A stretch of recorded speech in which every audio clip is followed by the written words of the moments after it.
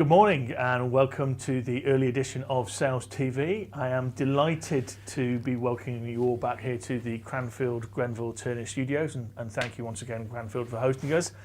You'll see that Alex has been allowed back into the studio. He has returned all of the biros that we were causing the issues in his exile for the last 2 weeks. So it's actually you driving this, and I'm going to be driving the tech. So what have we got on this week? Well, firstly, thank you so much for having me back and for accepting the biros that I stole. So it's great to be here. So this week we are talking about the state of SDRs and the industry that make up the SDR industry. And we haven't done intros. This is the first time I've been on the couch this year. Do you realise that? Sorry, we haven't done intros. My name's Andy Huff. I'm a lecturer in sales leadership and performance, and you are? I am the bearded sales guy. Why bearded? I don't know. Fine. But anyway, without further ado, let me welcome today's guest, Mr. Kevin Beales. Kevin, would you like to say a few words about yourself? Thanks, Alex, and really excited to be here. Thanks for having me on. So, I'm Kevin Beales. I'm the founder and CEO of MySalesCoach. So we founded MySalesCoach last year. Had a couple of SaaS startups previously, and been through that journey of building and then exiting a business. But really passionate about some of the challenges that exist in our industry in sales coaching, the lack of opportunity often for sales coaching, the fact that people don't get the coaching that they need. So founded MySalesCoach at the start of last year, and really enjoying the journey for the third and final time I've promised. Welcome, Kevin. Thank you so much for joining us today. I'm really looking forward to getting into the insight that you and MySalesCoach has created for us. Well, not just for us, but for you. We're going to chat about it. Hey.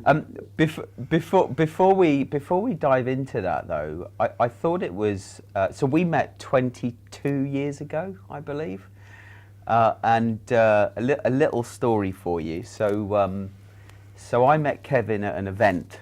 I think it was called Revolution. I was looking in my notes. One thing you don't get with a CRM system that you do get with notes in your phone that I've tracked for 22 years is that I was cold calling Kevin 22 years ago when he was working for Sunderland FC, and I was at Experian trying to sell you a CRM system. And I just thought it was quite apt for the conversation this morning. It took me 3 months to get in touch with Kevin. Or should I say it took Kevin 3 months to actually take my call? I'll hold my hand up. These are the days where obviously cold calling worked, but wonderful things that start from cold calling. But I'm just amazed that you've still got the notes from those conversations 22 years ago. That was my last job, not in sales as well. So that was just before really I started my sales career. But So perhaps we could start there. Why did you move into sales?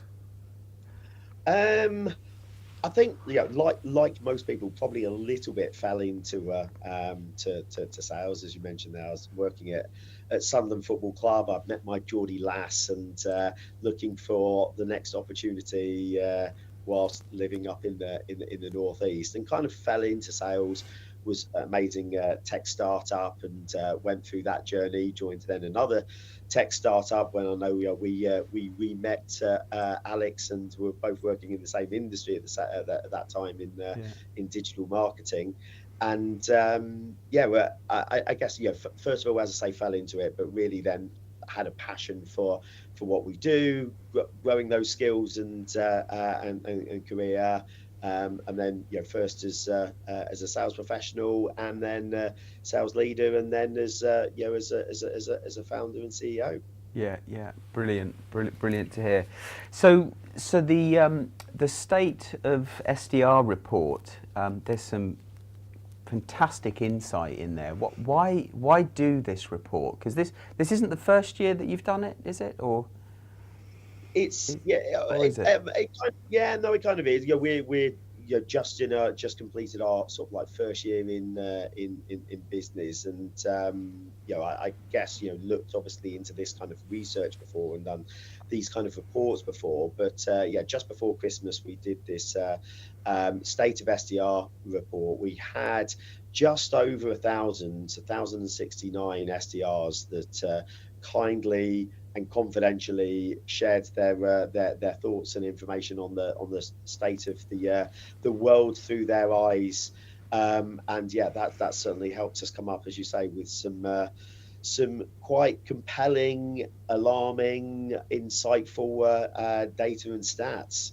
Yeah, which I think we're going to get into. I can't help but we've had conversations before, Andy, about the state of sales and the pressure that are on salespeople today, and the effects that this pressure is having on them, particularly SDRs. So I'd love to kind of get a feel for what you found was the most alarming kind of insight that came out of these SDRs, or not, as the case may be. I mean, I've read the report, so I don't want to kind of lead you down one path or another, but what would you say was the most alarming insight that came out of the data? I think the one that sticks out for me is probably most concerning is that literally only 1 in 12 people describes themselves as being very fulfilled in their role.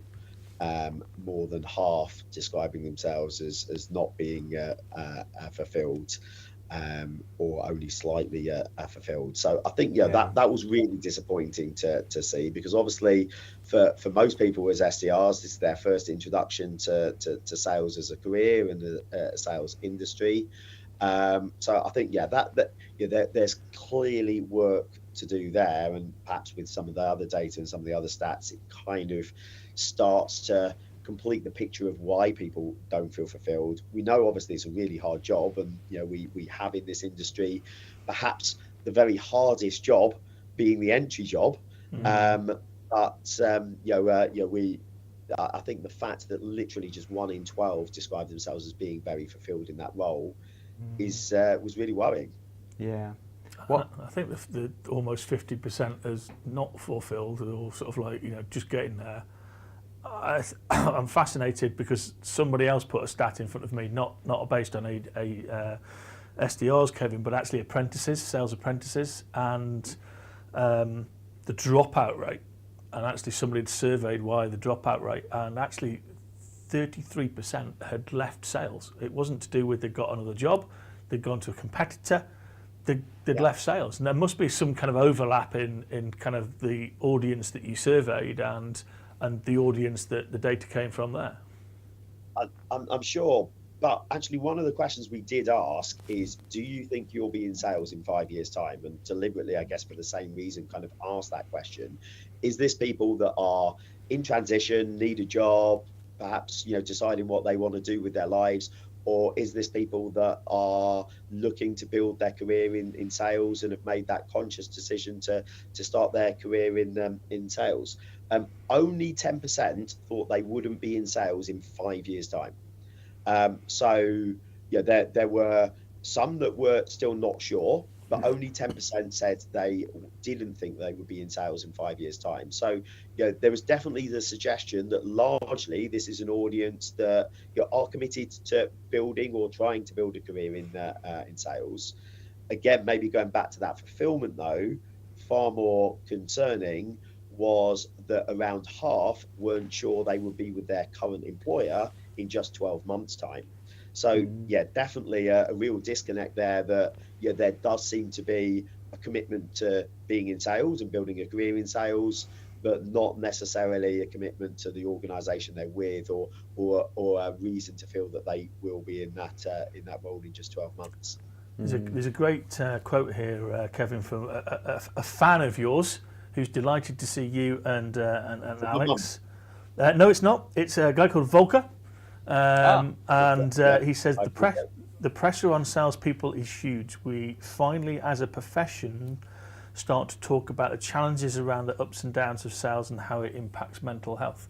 And I think obviously the audience and the things you do are vitally important, because if we don't look after their health right now, then that 50% leaving their employer could well be 50% who just go, I'm done with the whole thing. And there were again some really alarming stuff that came out around perhaps that the challenges and mental health of SDRs. Just going through a couple here, around half suffering from imposter syndrome. 46% that says they suffer from imposter syndrome.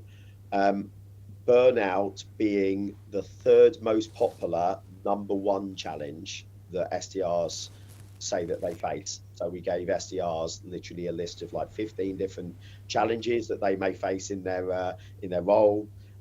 Targets, lack of coaching, both of those were were very high. Competitors, not necessarily having the right tools, all of those things, data.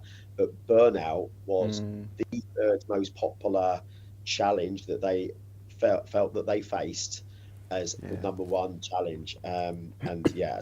Again, anxieties were amongst the top challenges, whether that be just anxieties about targets, anxieties about cold calling.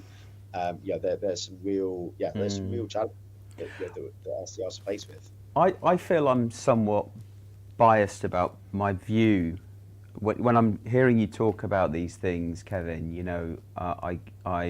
It does pain me to hear about SDRs that are forced to do things that they don't believe is working, yet they're forced to do these things, or bonused on doing these activities day in, day out, like cold calling, like emailing, and they're not necessarily getting the response that they believe they could get unless they tried something else, but they don't have the freedom or the autonomy to try these things. So I feel like this is the cause of the burnout, it's the cause of the anxiety, it's this lack of autonomy that SDRs have, because they're essentially being treated like battery hens. Do you have a view on that, Kevin? Yeah, I think, so again, you'll be familiar with in so many teams where it is driven by metrics and activity, and perhaps without necessarily the understanding of why those metrics and activities exist.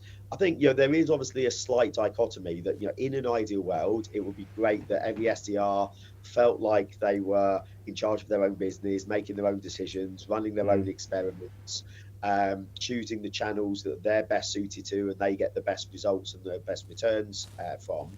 And in an ideal world, and in some organizations, and maybe some of the best organizations, that's maybe what happens. I think equally though, SDRs don't necessarily get the time to be able to find what works, to find what they're great at, to not invest time in experiments that aren't successful. There is a demand that you ramp quite quickly. These are the targets, these are the goals. That's what you're going to be judged on. And so organizations, perhaps trying to be helpful, steer that with some kind of, here's how you should be spending your day, here's the activity levels that we deem as being required to be successful in this role. I think perhaps the disconnect is one, that there isn't in some roles any degree of freedom. It is kind of like, you make this amount of calls, you send this amount of emails, this is how you portion out your day. And secondly, not necessarily, as you say, an understanding of why they're doing that, of like you're doing something that you just don't believe in and don't believe is going to be successful. Undoubtedly the results are inevitable. You're going to prove that because you didn't believe in it in the first place. So making sure people understand why they're doing that and why those activities might be important, and obviously helping them when they're not working for them. Yeah. Should we bring Mr. Gray on? Mr. Adam Gray. Dorian? Our co-host. I've got a feeling you'll have a point of view on this topic. First of all, thank you for your delightful introduction at the beginning. No, but joking aside, I thought that one of the most terrifying things from this report was that you said only 10% of people felt fulfilled in their role, and yet Yeah, and the vast majority of people still thought that they were going to be in this kind of role in 5 years' time. Only 10% thought that they weren't going to be. So surely this means we've got a huge number of people that are deeply dissatisfied with what they're doing, and yet are still going to be doing that in a year, and 2 years, 5 years. This is a factory for creating poor self-esteem and mental health issues, isn't it, potentially? Now, further to Alex's point, obviously, there's the big issue with the fact that you are being treated like a battery hen.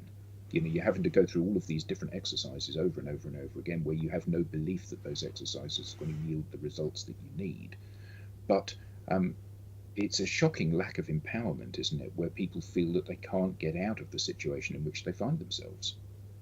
So I think I totally agree with you, but I think it's possibly even worse than this, because I think in the current climate and the world that we're in today, a lot of people have gone into being an SDR on the dream, on the promise that I'll be an SDR for 9 months, and then I'll be promoted to being an AE, and then I'll be stepping away from this battery hen environment as you describe. So an environment that they're telling us that they're not, 88% are not very fulfilled in, but they are looking for a career in sales and look at it as as that stepping stone, and looking to, I think, as I say, perhaps have been sold on that stepping stone being as short as possible.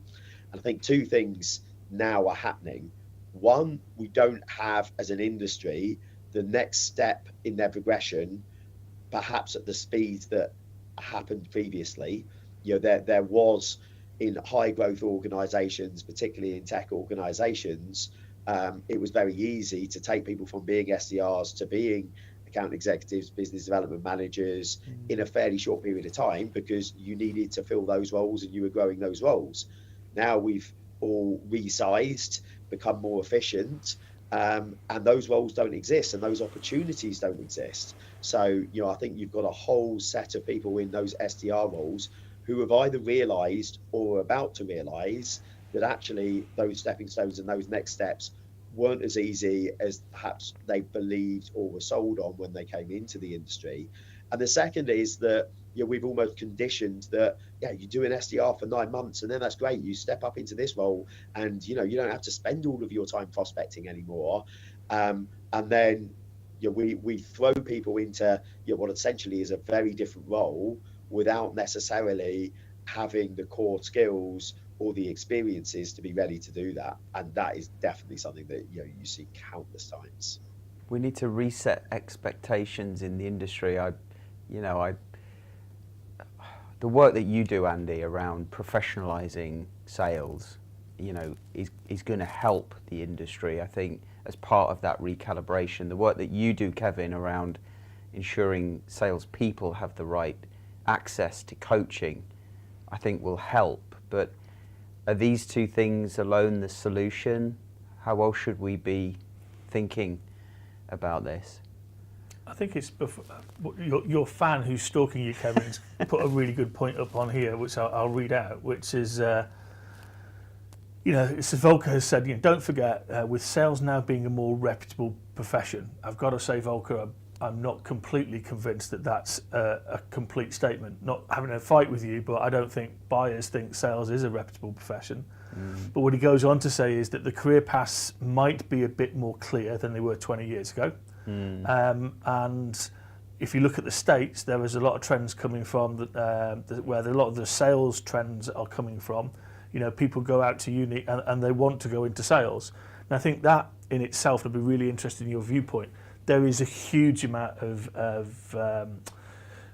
what we call undergraduate courses in the US. Now, none of them are consistent, but the good thing is there's huge amounts of undergraduate courses. Some are friends of mine, like Adam Rapp down at Ohio State, Willie Bollinger over down at Texas. Brilliant. But actually, what we've done is just solved the first part of the puzzle there, which is there's a qualification. What happens is these universities let these people go out, and actually, as Kevin said, they're going to possibly very high-tech organisations. You're going to do an SDR role, and there's nobody to support them. So that's where the EPN, which Jordan leads, your son, as part of the ISP, can play a huge role. That's where Kevin's design of coaching, and that's I'd love to have a conversation about how we industrialize that for young people. Yeah.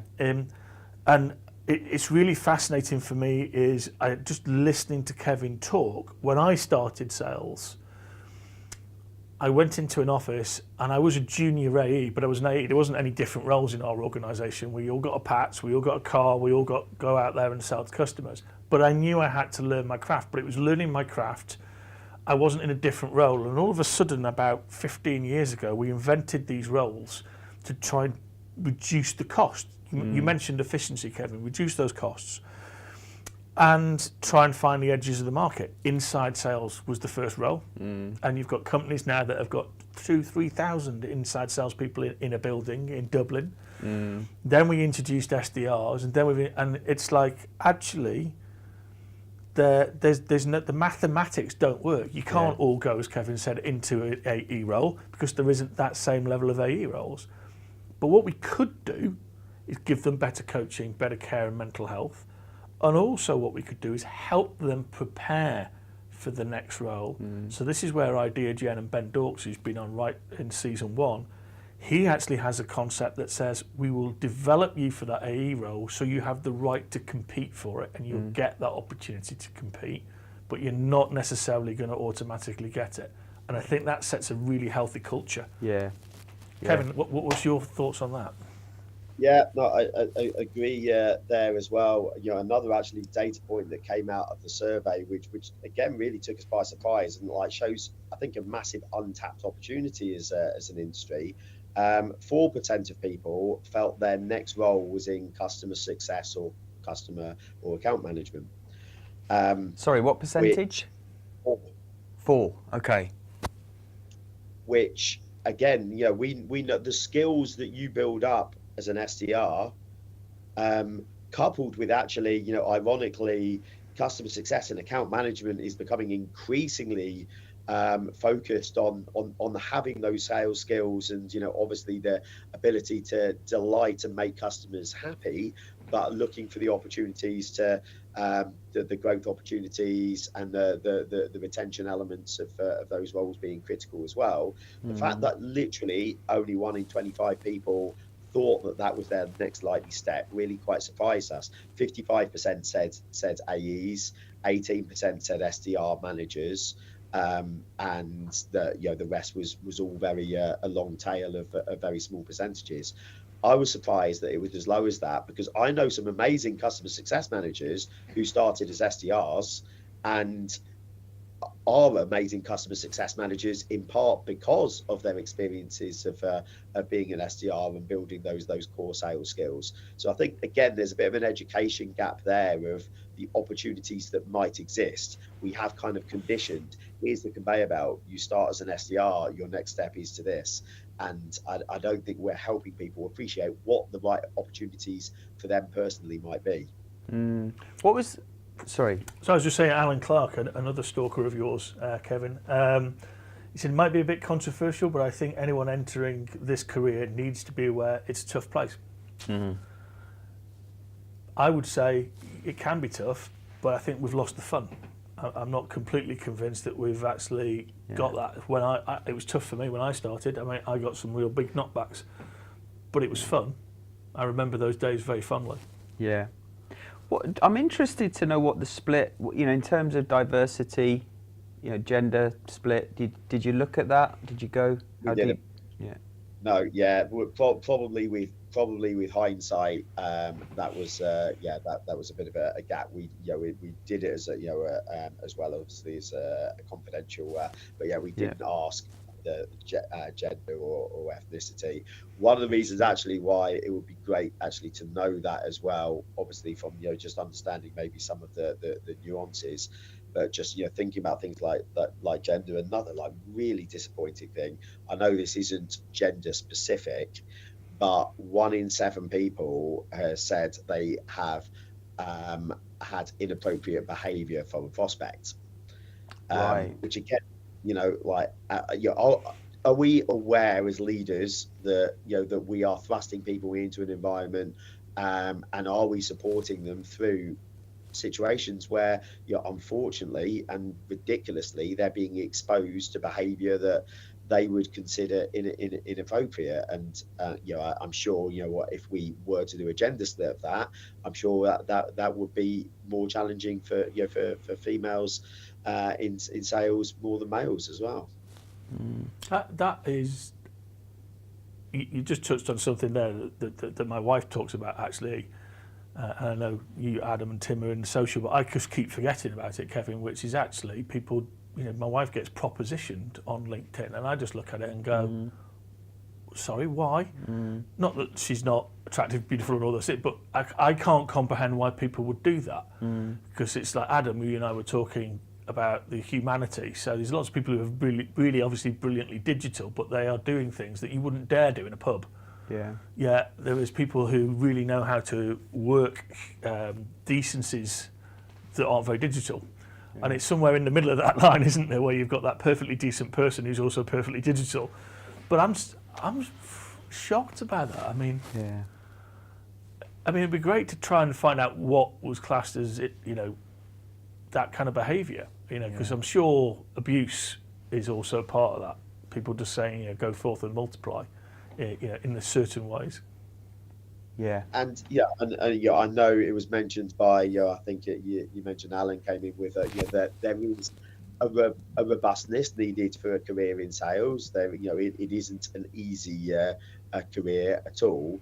But obviously, when you are talking about people crossing the rejection is one thing. Obviously, that is an inevitable part of selling. But whatever anyone described, I think the fact that someone has described it as inappropriate shows that whatever is being classed as inappropriate, and and I'm sure that that covers a multitude of different things, is creating an incredibly uncomfortable position for people who tend to be young, who are definitely new in sales, and probably have a lack of support, and certainly a lack of support in those kind of situations around those moments. I do think though we owe it to ourselves within sales to take control of take the higher ground, take control of the professionalizing the approach, and I'm going to come on to coaching here, Kevin, because and this is quite a generalized statement. I know not everybody does this, but there is so much pressure put on SDRs. There's very little care for how the prospect or the buyer feels. They just need to get meetings, or whatever the measure is. They need to send more emails. They need to make more calls, no matter how annoying it might be. And so, how important is coaching to help SDRs perform better and overcome some of this negative stress that's being put on them? Well, I think it is essentially critical. I think most people would readily buy into the need for coaching in order to grow the skills and to be successful, and obviously have the support to do so. But again, and there were some key things that came out of the survey. 28% either rarely or never coached. I mean, how can you even have an SDR who feels like they are rarely or never coached? I mean, the conclusion of that person and that person's growth and achieving their potential is so inevitable in that instance. Only 41% said that they get coaching more than once a month. Probably this is the most worrying bit, was also about the quality of the coaching that people said that they get. 18% ranked it as 9 or 10 out of 10. 50% gave the coaching that they did receive, even though it wasn't that much, 0 to 6 out of 10. Wow. So not only are they not getting coached as a profession, they're not getting quality coaching. They certainly don't perceive they're getting quality coaching. And I think this is again where there's a difference between managing and coaching, and both are obviously critically important. But that time that we do spend with people, bearing in mind they're not necessarily always in the office now and all of those things, the time that we are spending people, are we spending it actually coaching and supporting people as well as managing them? And certainly, the evidence of that, and the evidence that we see every day is that they're not. Should the manager also be the coach in one breath? I'm kind of laughing. He's a great guy, not Volker, who's just had to drop off, but a guy called Volker Rees, who I know from UPS, and he set up an academy. Actually, Kevin, this is 10 years ago, and new graduates and a bench of new graduates, and they weren't allowed anywhere near a manager. They were given an academy coach, and that academy coach coached them, developed them in their craft, and then when a vacancy arrived, they were then placed in that team. They moved into that team. So therefore, to your point, no, I don't necessarily think they should be. I think a manager should be able to coach, but I don't think you should necessarily always have the manager do coaching. If you've got the budget, have a specific coach. Spend money on people like Kevin getting in. Yeah. So I would slightly disagree. So I definitely get the sentiment, and obviously love the fact that endorsing organisations like MySalesCoach that can help support and provide that. I don't think we would never kind of present ourselves as we are the outsourced solution. You don't have to worry about coaching anymore because we come and do it. It is more that I think when you ask any great manager, great leader, how much coaching they do and how much coaching they would like to do, those are two different things. And managers, leaders, obviously wearing so many different hats, so many different responsibilities, and critically, most of them are far more time critical than coaching. Coaching can wait till tomorrow. My board report can't wait till tomorrow. That interview that I'm doing today can't wait till tomorrow. And unfortunately, inevitably, it therefore goes down the pecking order, not because people don't see it as important, but because it's just not necessarily always as time critical. But equally, I think there is, as you say, there's a real difference between managing and coaching. Those are two different disciplines. And it's really hard as a manager or leader to totally detach yourself from that. As a manager and a leader, my team have targets, they have goals. I know who my top performers are. I know who's struggling. I know who, frankly, I'm 50-50 on whether they're going to be with the organisation in 3 months' time because they are going to need to improve performance in order for that to happen. And I can't leave all of that at the door and just be a coach. All those team targets, those individual targets, what I'm being tasked to do and achieve are all real, and I can't detach myself from that in a coaching conversation completely, in a way that perhaps an independent coach or an external coach who is all about that individual, all about helping them achieve their goals and be the best version of themselves, is totally detached from having that responsibility of being a manager as well. I think, and then there lies the dichotomy, right? This juggling act that managers, leaders have to do. Adam, any final thoughts as we approach the end here? Yeah, I'm minded of, in view of everything that you've said, Kevin, and the report and what that has thrown up as some fairly significant concerns in terms of how particularly SDRs are engaging with the world of sales. It kind of makes me think of the old joke about the guy that pulls up and asks a local, winds down his window and says to the local, "Excuse me, can you tell me how to get to Main Street?" And the local says, "Well, I wouldn't start from here if I were you." And we're talking about having to make some fairly radical shifts in terms of the role that we're asking SDRs to do, how we're developing SDRs, how we're structuring sales in order that they have a clear career progression in a reasonable kind of timescale, how we are making these people feel valued and fulfilled in their role. Are the changes we're likely to be talking about simply playing around the edges? Do we need to have a more fundamental restructuring of how SDRs and sales teams and sales functions within organizations work together? Wow. Perhaps that's the question that we tackle on another episode. Have Kevin back. That's a big one. It is massive. So We have to unfortunately wrap there, Kevin, but I do think we'd love to have you back to unpack some of this stuff as a special edition. Yeah. And actually, use some other data points as well to really look at what we need to do as an industry to look after these first entrants.